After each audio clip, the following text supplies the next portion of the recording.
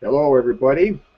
We got off to a late start due to unforeseen difficulties, but it looks like we're up and running, so all's well that ends well. Anyway, this is Monday, June 1st, 2015. I hope this is June the 1st. Yeah, I think it's June the 1st, 2015. Welcome to episode number 50, 50 of the Vanguard Report. To point out the obvious, 50 is a landmark number. How did we get through 50 episodes? Anyway, so to mark this golden occasion, let's review some basics, some of the basic philosophy, basic thinking behind this radio program of ours. The Vanguard Report is not a platform for the men's rights movement. We, quote unquote, officially don't care about men's rights. Or as we like to put it, we don't care about the house. We just want to put out the fire. The fire, of course, being feminism. After that, some other hero can swoop in and save the house. We won't lift a finger to stop them. The fire is out, our job is done. Well, that's how we think now. We might, think different later on. So on the Vanguard Report, we address three primary questions. One. Fetal Bogan, we're hearing two of you. Oh, that's bad. Yeah, this happens pretty frequently on the show. I don't know what. James, do you know how to fix this? I'm only hearing one of him. Okay, never mind. In other words, Nick, you're hearing an echo. Is that right? Okay. I'm only hearing one of you. Well, let's just hope it comes out as one of me in the final output. Anyway, on the Vanguard Report, we address three primary questions. One, what is feminism? In other words, what is feminism really in its essence? Our conclusion is that feminism is what we say it is, not what they say it is. And we talk about that distinction a lot. There is the truth about feminism, and then there is feminism according to feminism. These are completely separate things, and we try not to confuse them. Two, where do we stand? In other words, what is the current political situation, man? What tactic is the enemy using this week or this year? Who is gaining ground or losing it? On which front? How is the war overall progressing? Three, what is to be done? Yes, where must we go from here? And is it possible to get there from here? Should we modify our overall strategy? And if so, how? The long game is to dismantle feminism, to discredit feminism, to instigate general scorn upon feminism, and to put it out of operation as a ruling cultural mythology. To that end, we must do three things. One, expose feminism's lies. Two, reveal the persistent behavior of feminism's participants. Three, show the damage which feminism has inflicted on the world. And the rest is details. And yes, somewhere among those details is men's rights. But for the time being, we need to focus on the task at hand. We need to specialize. So, I am Fetal Bogan, your host for episode number 50 of the Vanguard Report. With with me is my fellow host, Nick Redding, man of Canada, the true son of the Alberta Prairie. I think we lost Nick actually. Nick, are you there? No, he's not here. Oh, what a bummer. Man, this episode is plagued with difficulties. Difficulties, man. Tons of difficulties. Difficulties. Yes, and they are fickle. Accent on fickle. All right. Well, if we don't have Nick, I'm just going to have to fly solo, I guess. Not like I've never done this before. Okay, Nick. Yeah, Nick would come in here and he would tell you about his website at mensrightsedmonton.com. And he would tell you that if you're in Edmonton, you should get a hold of him and go hang out with him. And that's what Nick would say. Since we have no Nick, well, let's just move it right along. All right. I will direct you to cue number 1 on your cue list. This is a tweet that I left on Twitter, about 3 days ago. Let me read it to you. I promise it won't take long. It's less than 140 characters. I tweeted the following. If feminism is about equality, then why won't feminists treat other people as equals? That's getting where they live. They're big on that equality thing. We all know that. Anyway, last time I checked, that tweet had gotten 39 retweets and about 48 favorites. Wow. For a small fish in the Twitter ocean, such as me, that is something. That's really something. It seems that I have struck a note, or struck a chord. Well, let's just say that it looks like I have struck gold. If feminism is about equality, then why won't feminists treat other people as equals? A lot of people found that statement relevant. A lot of people found that statement very, very meaningful for some reason. So much so that they were inspired to share it with thousands of other people, into whose brains the message was seeded. When you strike gold, the logical thing to do is to keep digging. So everybody, in the sound of my voice, if this makes any sense to you at all, grab your picks and shovels and help out. They struck gold here. And you can always go to the tweet and you can retweet that tweet. That would help too. There were 39 last I looked. Let's see if we can bump it up a little bit more. There is something I have hit a sweet spot in the zeitgeist with that statement. I was amazed at the number of people that came rushing in to retweet that thing. Just all kinds of people I've never heard of before, just people from all over the place. There they were, flocking in there and retweeting that tweet. Clearly it meant something to them. Feminism does not treat the rest of the world as equal to feminism. If feminism preaches equality, well, the ultimate test is how does feminism treat the rest of the world? Does feminism treat the rest of the world as equal to feminism? That's a pretty heavy question. And it's deep.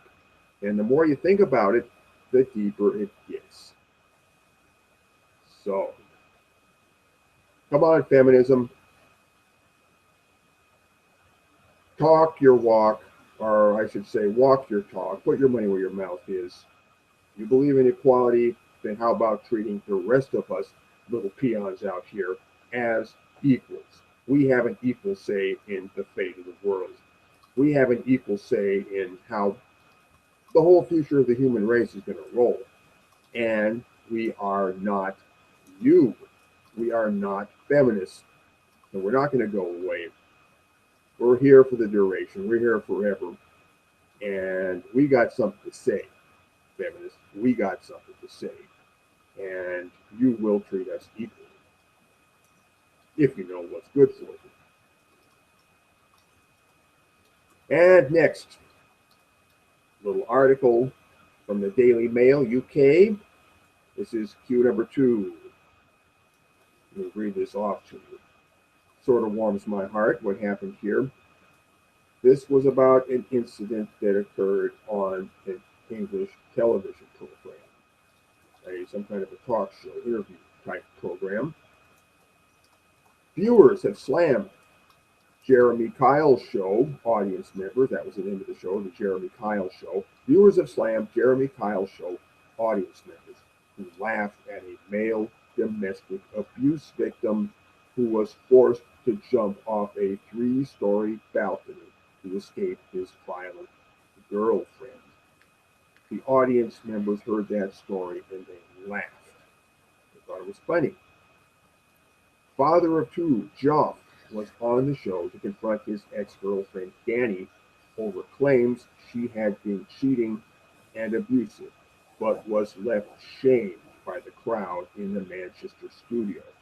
He explained that on one occasion she apparently locked him in their flat, and when he tried to leave, he angrily pulled the door handle off, or she angrily pulled the door handle off, leaving him with no option but to leap from a balcony 3 floors down. That is, I don't know, what, about 30 feet? Yeah, you don't want to fall 30 feet. You really don't. So, he'll leap from a balcony from the 3rd floor. Joff was on the Jeremy Kyle show. Thank goodness he recovered. He came out of it okay, sounds like. Joff was on the Jeremy Kyle show for a DNA test, but told the host he had been in an abusive relationship with former girlfriend Danny. I was stuck in a 3-story flat and had to jump off a 3-story balcony, he said. I ripped all my arm open, all my back, my legs, the lot, and I ended up in the hospital. I'll bet he did. But the audience burst into laughter at his account of what happened, driving hundreds of people to take to social media to criticize their reaction. The audience in the studio burst into laughter at the story of a man who was being abused by a woman who had to jump off from a 3-story balcony in a building, fall about 30 feet, and these people thought that was funny. Now, I know what you're all thinking. What if you reverse the sexes? What if it was a woman who was driven to jump off that 3-story balcony by her boyfriend?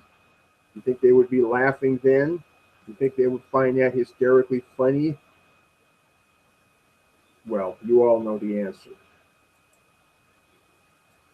The audience burst into laughter at his account of what happened, driving hundreds of people to take to social media, such as Twitter, to criticize their reaction. Laughing at victims of domestic violence is completely appalling, one Reddit user posted.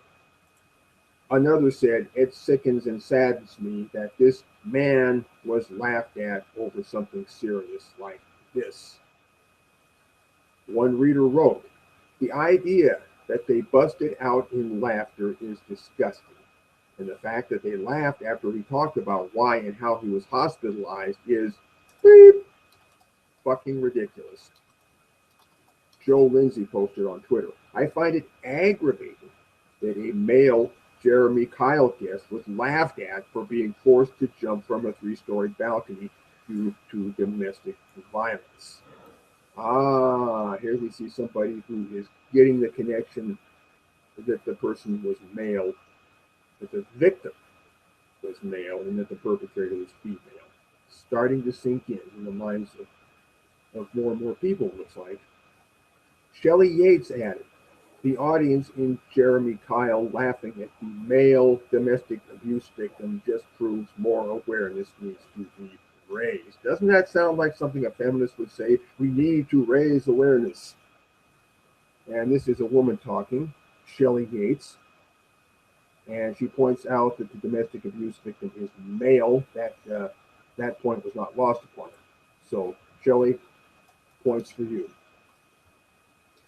Would have been hard enough for him to relay what happened, but even harder to have the audience laugh at him when what he needed was support. The outburst forced host Jeremy Kyle to defend his guest, telling the audience, "It's not funny though, is it?" Can I tell you why it's not funny? And I don't want to upset anyone in the audience because I completely appreciate the fact that you're here. Well, they are his audience. They're not my audience. I don't care if I upset them. I completely appreciate the fact that you're here, but I'll tell you why I don't think you should laugh.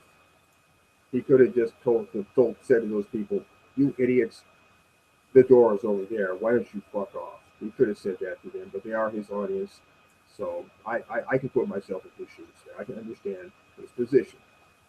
So he's telling them why they should not laugh. I'll tell you why I don't think you should laugh. If this, here we go, get ready. If this was the other way around, and if a woman sat here and a bloke had locked her in a flat and she'd been forced to jump out and injure herself, you would not be laughing.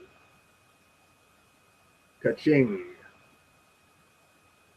If this was the other way around, and if a woman sat here and a bloke had locked her in a flat and she'd been forced to jump out and injure herself, you would not be laughing. You know, it just occurred to me, weren't there any bed sheets in the flat that he could have tied together for a rope? I don't know, just a thought. You would be saying he is a complete nightmare. He should be locked up, and that's disgraceful. But somehow, if it happens to a bloke, that's funny. That's not funny. That's not funny, is it? There was an outcry on social media over the reaction by the audience, who laughed when Joff told his story. Okay, well, this article repeats itself quite a bit. The studio audience fell silent before bursting into a round of applause, despite being shamed by the host. That's weird. Were they applauding themselves for what they had been doing only a moment earlier? Or were they applauding the host? Or were they showing that they had hearts after all? Or I don't know. Uh, that's weird. People on social media praised the host, with one Twitter user saying, "Thank you for standing up for male domestic violence victims. Pretty much nobody else ever does." Well, looks like somebody is doing that now. I'm reading about it. Looks like the message is getting out there. Social media exploded with people talking about what was being done to a male domestic violence victim. Yeah, there's some kind of message starting to get out there into the minds of the middle mass. And let's see, Richard posted on Twitter. Richard posted, "Jeremy Kyle did the right thing. His audience behavior was disgusting. Male domestic violence is no laughing matter." Well, maybe he should have said domestic violence against men is no laughing matter. Male domestic violence sounds like male domestic violence committed by men. Of course, I know what he means here. Anyway, it's no laughing matter. Rye added, "Pleased, Jeremy Kyle pointed out the double standard. Double standard. I like that. Double standard of abuse toward male partners." Boy, that message is getting out, isn't it? The program ended with a DNA test which proved Joff was the father to Danny's two children, and the pair agreed to put their differences behind them for the sake of their young family.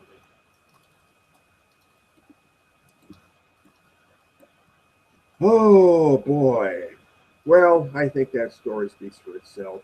We had a bunch of idiots who thought it was funny when a man was the victim of domestic violence, and then we had a whole bunch of people, an instant mob of people who jumped on them and corrected them. Somehow, I don't know, it sounds like some kind of a balance is tipping in society, some kind of a tide is turning. Um, anyway, it's a good story. I thought it was something I ought to share. I thought everybody out there would get a kick out of hearing it.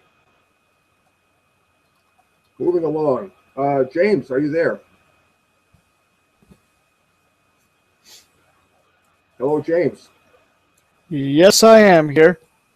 Oh, okay. Well, we're picking up a little bit of background noise. You might want to mute your microphone. All right. Okay. Cue number 3. This is another article from Richmond.com. I guess that is newspaper or media outlet in Richmond, Virginia. And let me pull that up and read this to you. This is about the dean at the University of Virginia who got smeared and slandered by the feminist moral lynch mob. And now she is suing. Well, she's suing the Rolling Stone for getting that particular stone rolling in the first place. A dean at the University of Virginia has filed a multi-million-dollar lawsuit against Rolling Stone, claiming the magazine defamed her by falsely portraying her as unresponsive to a shocking rape allegation at the center of a now retracted article.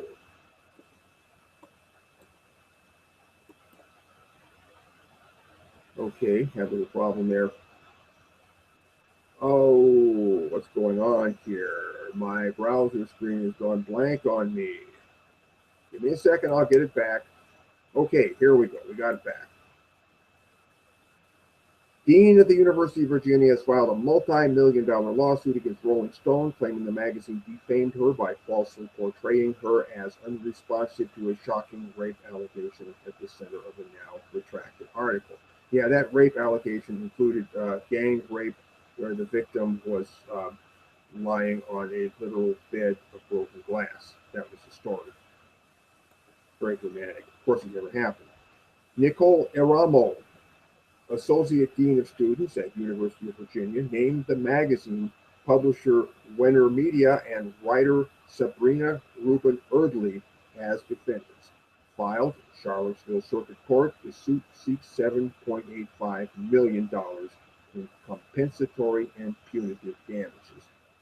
The complaint accuses Rolling Stone and Erdely of seeking to cast Eramo, who works with sexual assault victims, as the chief villain of the story and the personification of University of Virginia's, quote, alleged institutional indifference to rape, unquote.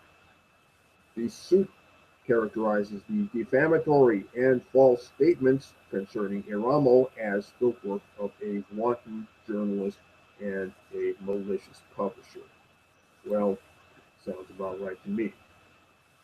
The article, published last fall, recounted a rape allegation by a student identified as Jackie, who claimed she was brutally raped at a party hosted by the University of Virginia chapter of the Phi Kappa Psi fraternity. Charlottesville police have found no evidence to substantiate the allegation. Side note, just like university authorities at Columbia found no evidence to substantiate the allegation that Paul Milgaser raped Emma Sulkowitz. Okay, but back to the University of Virginia. Charlottesville police have found no evidence to substantiate the allegation. Rolling Stone has removed the article from its website and apologized. Too late to apologize, Rolling Stone. I hope that Dean Eramo sues their journalistic ass off. I really do. As a woman who has dedicated her life to assisting victims of sexual assault and domestic abuse, Dean Eramo saw herself tarred in the national press as the chief architect of a conspiracy to suppress Jackie's assault in order to protect University of Virginia's reputation, the lawsuit says. Dean Eramo received a wave of emails and letters from people across the country attacking her as, among other things, evil, a wretched rape apologist, and a disgusting, worthless piece of trash. Interesting how people on the other side behave just as badly as they accuse people on our side of behaving. Yet somehow, when they do it, it's not worth commenting on. It's like it doesn't really happen. She received a wave of emails and letters from people across the country attacking her as, among other things, evil, a wretched rape apologist, and a disgusting, worthless piece of trash. Now, I don't know if Dean Nicole Eramo considers herself a feminist or not. She works with sexual assault and domestic abuse victims. Kind of sounds like she's maybe up that alley a little bit. I don't know how she identifies, but at any rate, boy, boy, did the feminists get after her. She departed from the feminist narrative. And boy, now they want her head on a pike in the public square. The 75-page complaint on Iramo's behalf was filed by attorneys from Clare Locke, an Alexandria-based law firm that specializes in defamation cases. The suit includes 6 counts of defamation, 2 for the publication of the article in print and online, and 4 for public statements made by Erdley and others as they explained and defended the story. Rolling Stone declined to comment on the lawsuit. The magazine has acknowledged missteps in its reporting and editing processes, but said it would not take disciplinary action against anyone involved in the story. Interesting. Rolling Stone would not take disciplinary action against anyone involved in the story, like, for example, firing Erdley. I can't get her name straight. Reuben Erdley. Anyway, what was her name? Sabrina Reuben Erdley. There we go. Sabrina Reuben Erdley. So the Rolling Stone didn't fire her ass on the spot for having dragged their publication through the mud.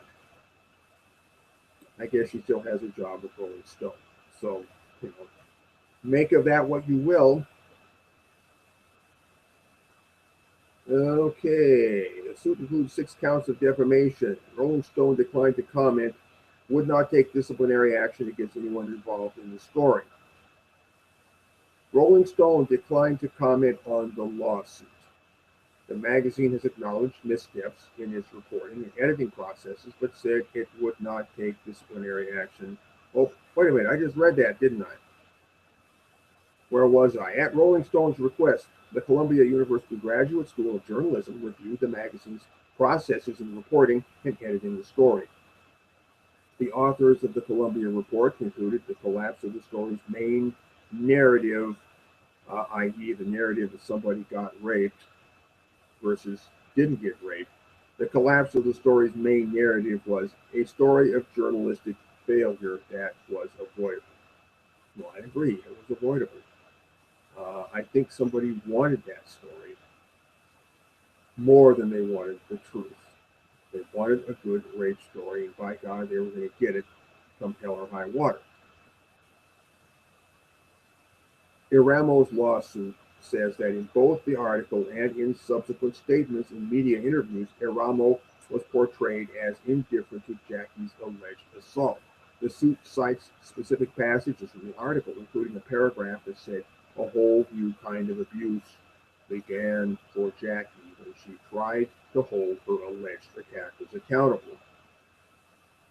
Jackie did not try to hold her supposed assailants accountable. In fact, she adamantly refused to file a report with UVA or to file a complaint or participate in a police investigation after Dean Iramo arranged for Jackie to meet with police, the lawsuit said. This, to me, stinks to the high heavens with one conclusion in my mind, that Jackie knew she was lying and didn't want to get involved with any conversations with police officers and detectives and all those other hard-nosed people who would very quickly drag her into the light. No, she didn't want that. She just wanted to have her story and not be accountable for it. I really don't think that any rape occurred here. And I know I'm not the only one. Although a lot of feminists still think that a rape happened.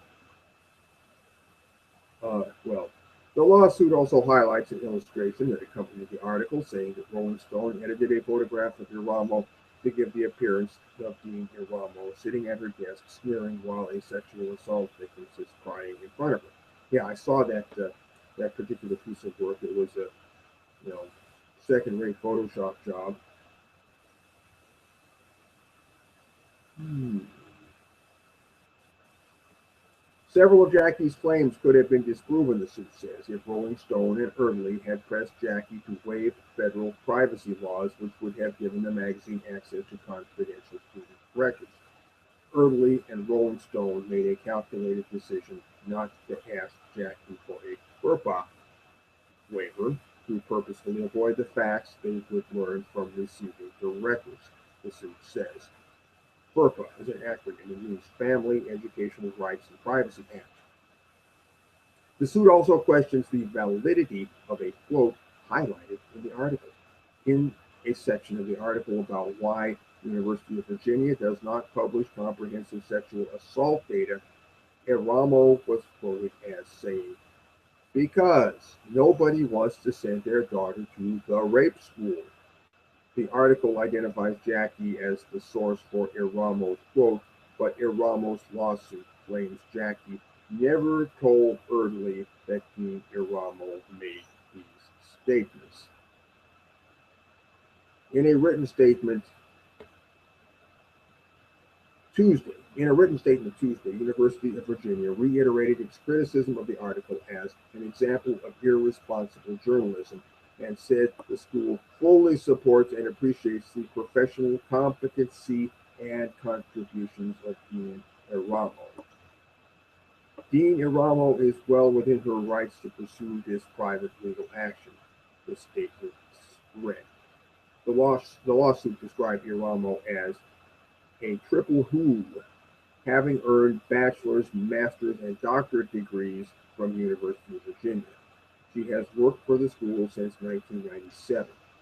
In an open letter to Rolling Stone last month, Iramo said the article has tarnished the university in general and the work of advocates for sexual assault victims. Well, I don't know. I think the article has tarnished the Rolling Stone more than anything else. But we'll see how that plays out in the cultural memory. We'll see if this whole thing goes down the memory hole and only the University of Virginia gets punished. It's tricky how history gets written sometimes. I am filing this defamation lawsuit to set the record straight, Iramo said in a statement Tuesday, and to hold the magazine and the author of the article accountable for their actions in a way they have refused to do themselves. Okay, good on her. You go, girl. I hope she sues her ass off, like I said. Oh boy. Next, cue number 4. This is a little thing on a small blog, which I found very interesting and revealing of the psychology of, well, the basic feminist. It's got all the tropes and cliches that you love. It's got patriarchy. It's got it all. It's a short thing. I want to read this to you. This is on a blog called The Psychology Supercomputer. It's a little blogspot blog by a person, a woman, a feminist who is doing working toward a PhD in psychology, apparently. She seems to be in England. She's talking about something called the Women's Equality Party. Apparently, somebody's trying to start up a political party in England called the Women's Equality Party. And when I hear that, immediately it makes me think of Mike Buchanan's party for men and boys and the women who love them. Yeah, it's kind of interesting how these two things are happening symmetrically. I wouldn't make too much of that, though. The Women's Equality Party. And she writes, it started, and I'm goddamn tired of it. So this is my rant aimed at all the women I know liberal and radical feminists alike. When the announcement of the party was made, I thought, finally, finally someone is creating a political party with women's rights at the center of its philosophy. I felt hopeful.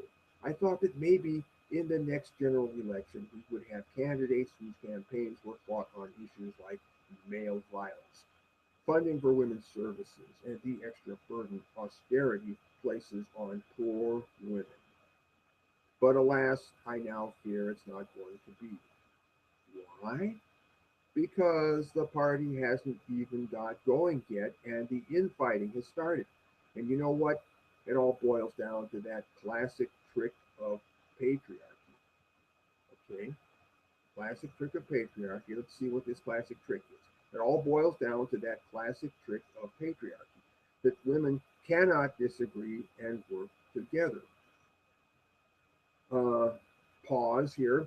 That's a classic trick of patriarchy. Women can't disagree and work together, and that's a trick of patriarchy. I mean, if it's true, sounds like it's a trick of women and not of patriarchy, but what do I know? Okay, women cannot disagree and work together, classic trick of patriarchy. For some reason, we expect that a party aimed at representing 50% of the population is going to have philosophies and policies that the entirety of that 50% will agree with. And when that doesn't happen, women will say, well, I'm not joining. They don't represent me. This is nonsensical to me. Men have been successfully working together whilst fundamentally disagreeing for centuries. It's how patriarchy is still alive, despite racial and class oppression. Okay, this is a feminist talking about patriarchy. Sounds like she's talking about male power here. Men are able to work together and to secure their power or secure their projects, or get things done that they want to get done. They're able to put aside their differences and be a team. That seems to be the quality of men that she seems to be talking about. And I've heard this before. I've heard that this is how men operate. Okay, just saying. Black men, poor men, rich white men, all somehow manage to set aside their differences in order to collectively oppress women. Okay? She's a feminist, the author of this piece. She is a feminist. She doesn't say, I am a feminist, but I think we can pretty well assume that she is. So, men, all kinds of men, they put aside their differences in order to collectively oppress women. This is a belief of feminism, an article of belief which defines the feminist credo. Men work together to collectively oppress women. Okay? This is feminism, just laying this all out on the table, spreading it out, shining a little flashlight on it there, and just commenting so you can see it. Okay? Feminism. This is how they think. And yet, we seem unable to do the same. The current political parties have well-established fringes made up of so-called backbenchers whose views fundamentally differ from the mainstream party views on several issues. And still, somehow they manage to keep a cohesive enough whole to operate. Yeah, the founding of the United States, uh, taking it through the revolution, and then the Articles of Confederation, and then drafting the Constitution and getting the Bill of Rights in there, all that process. Boy, there was a textbook case of men who were just about ready to cut each other's throats, and yet they managed to keep a cohesive enough whole to operate. Uh, well, good on him. Why can't we do the same? There are issues that we all agree on and interventions that we all would back. Yes, there are points where our politics diverge and our solutions differ drastically, e.g. around sex work, prostitution. That would be the split between sex-positive feminists and sex-negative feminists, I guess, that she's referring to there. But even here, we still agree that at the heart, we want to protect women. Now, what she doesn't say in that phrase, "we want to protect women," means they want to protect women against men, because of course men are evil, nasty brutes, and women need to protect themselves. Okay, well, I can't argue with that. I think everybody has a right to protect themselves, or even to band together to protect themselves. And that means anybody, everybody who feels they are under attack. Uh, Self-defense is for everyone. Right on. The party is in its infancy. They are still developing their policies. So we have two options. Don't join and sit outside complaining that the party isn't being run how we want it to be, or join and influence the policies from the outset. Yes, option two means we'd have to compromise, and sometimes some of us wouldn't get what we wanted. But answer me this. Last election, did any political party offer you perfect match policies, or were there issues, I'm sorry, were there issues which you compromised on to vote for the best of a bad bunch? Personally, I'm going for option two. I'll compromise, because at least this party has the potential to make this country a better place to be a woman, something no other party is even considering, let alone offering. Well, you know, with respect to that last bit there, um, no matter what life is like, no matter what the conditions of life are like, you can always make the country or make the world a better place to be a woman or be whatever, to be X. Life is never perfect for anybody, and we could always make the world a better place to be anybody. And it seems to me rather one sided, rather lopsided, that they just want to work on helping make the world a better place for women, as if the well being of women could somehow be um, delinked from the well being of the rest of the human race, as if the two things were not woven together in an ecosystem. I think they are. And like I say, it seems rather lopsided, rather unbalanced to focus on just one or the other. But, this is how feminism operates. Feminism is totally predicated on the idea that we've got to help women, and women deserve special, separate, special snowflake treatment. And they try to make the case of why that's necessary, but some of us, well, we find their logic faulty. We disagree.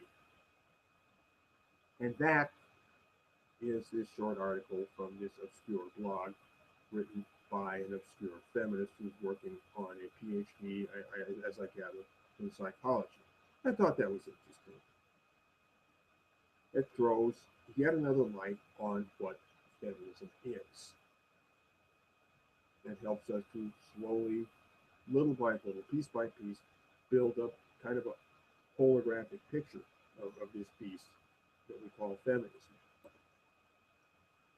All right. I see we are approaching the end of the first hour, but let's move right along.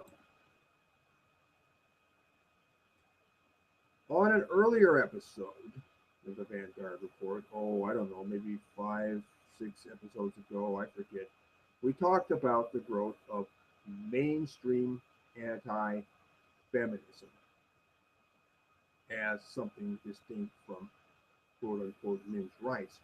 More and more people are beginning to understand the nature of the feminist problem.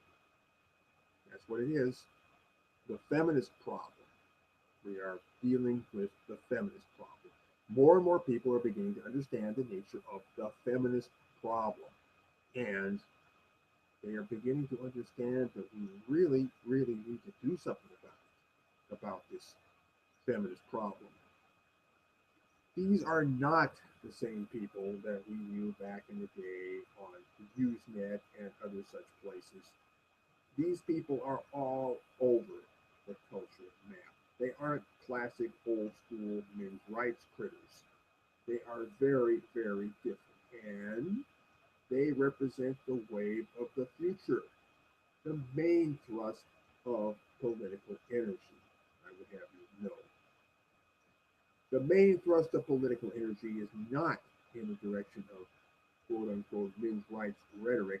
That is not the gospel that we need to be emphasizing these days. These days, we need to be preaching more of a strict anti-feminism gospel. Well, at least some of us, that, in my opinion, my carefully considered opinion, is how we ride the wave of the future. Feminism has got to go, okay? It is a cult spinning out of control. It is a social cancer. It is a refuge for scoundrels. And it has, quote unquote, empowered some very nasty, dangerous, immoral, and fanatical people. We old timers know this all too keenly. But the good news is that we are not alone anymore. Our years of persistent preaching, boosted by some spectacular feminist fiascos in 2014, have borne fruit. The spillover effect of our talk is evident in much broader circles of society these days. People have taken firebrands from the bonfire that we originally built, and they are building local bonfires of their own in their localities of origin. And you know what? I could hardly ask for more. This scenario is unfolding just according to my own fondest dreams. Anti-feminism, in other words, opposition to feminism, not to women. Anti-feminism is opposition to feminism. Anti-feminism is the idea that we ought to be promoting if we wish to build a mass popular front momentum. Men's rights is a political slow starter, let's face it, but anti-feminism is ripe for growth. The real issue is not what feminism has done to men, but what feminism has done to the world, to all of us. Well, to all of us who are not feminists, at any rate. No, we have not forgotten. We have not forgotten. We have not forgotten that feminism is an anti-male hate movement. We have not forgotten that disaffection toward men and all things male is feminism's central driving force.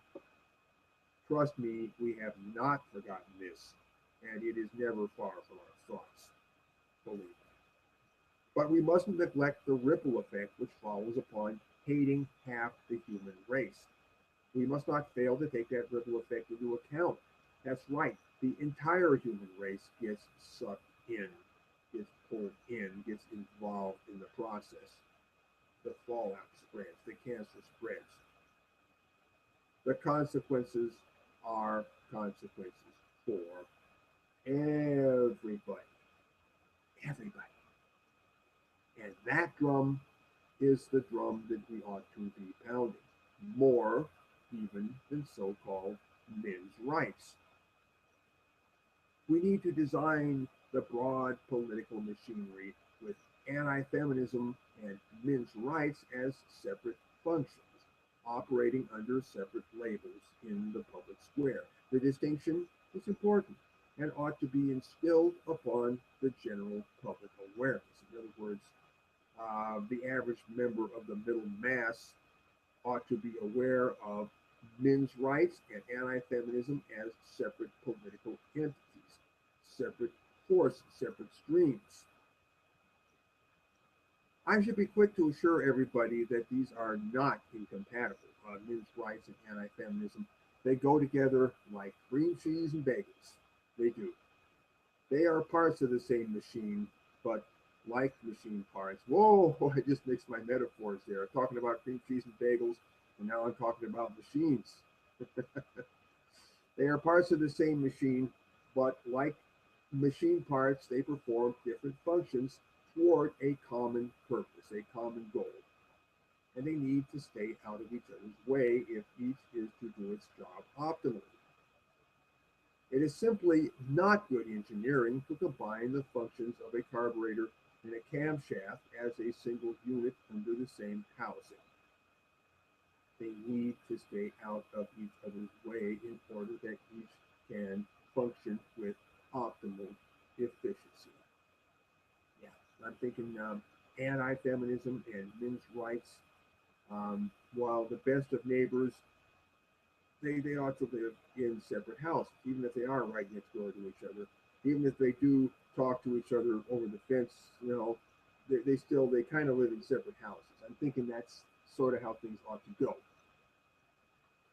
That is the thinking behind strict anti-feminism. Strict anti-feminism, SAF or SAF, if you're a lover of acronyms. Strict anti-feminism.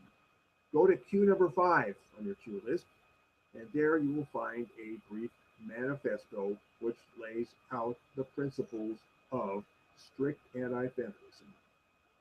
The theme of strict anti-feminism is a winner because it can serve as a political rallying point. In fact, we're seeing that already. Just hold up the banner of strict anti-feminism, tone down the talk about men's rights, tone down anything that smacks of male self-pity or androcentric narrative or male clubhouse sensibility, anything like that. Tone that stuff down to the point of inaudibility and just raise the banner against feminism. Preach against feminism. Make clear to the world what feminism is and how feminism hurts everybody. And you will rally all kinds of people behind that. And that's how we make things move. That's how we make the big wave. And everything else we want to do can surf on that wave. So, that is Q number 5. Go there. You can read the strict anti-feminism, the manifesto of strict anti-feminism, where I've laid out some basic kind of bedrock thinking about this strict anti-feminism thing.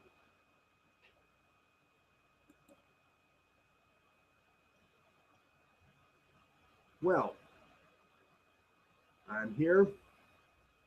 Nick is not here. James is the little man behind the curtain, keeping things running back there. And you know what? I think I plumb run out of things to say. If Nick was here, we would have gotten into some long rambling conversations about a lot of things, and we would have bulked out the time for probably another half hour. But right now, I think I've just about talked out. So I think I'm going to draw this episode number 50 of the Vanguard Report to a close. And I hope I've shared a few things that people find worthwhile and interesting. And on that note, everybody, Q number 6 is our email address. You want to say something to me or Nick or both of us, anything you want to say. You love us, you hate us, it's all good. Write to us at our email address. That is vanguardreport@usa.com. There it is in your queue list, your link list. vanguardreport@usa.com. And let's wrap it up now. Remember, feminism is what we say it is. We got feminists in this world, and you got non-feminists in this world. And non-feminist people get to define feminism. The hell with the dictionary. Non-feminist people have to put up with feminism in this world, have to experience the consequences of feminism in this world. And they damn well get some say-so in defining what feminism is. They know what it is to them. They can see feminism. They can see it operating. They can see the effect that it has.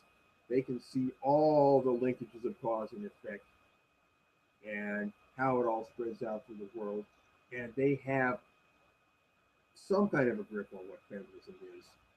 And in order to bring a more full and more holistic and more rounded perspective onto the question of what is feminism, we really ought to let non-feminist voices into the mix in explaining feminism in purely phenomenological terms.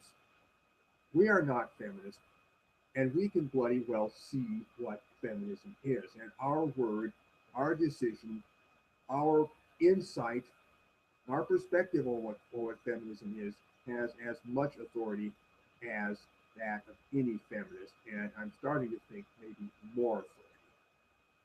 So feminists,